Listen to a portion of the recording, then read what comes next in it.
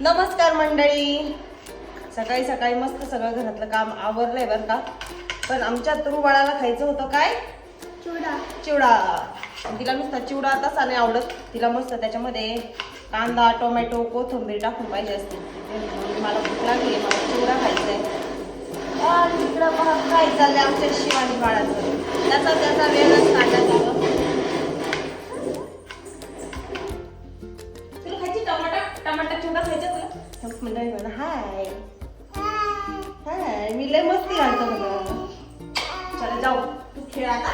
मी तिला एकदा कांदा टोमॅटो टाकून देते. काय तुला पप्पी घ्यायची? झालं ना, हाय केलं ना आता.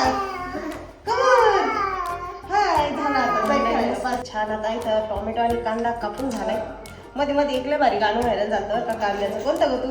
कचकच कांदा. कचकच कांदा कापताना बोट सुरीतनं वाजवली, हाताला चटका लागला तर मी कढई तापवली.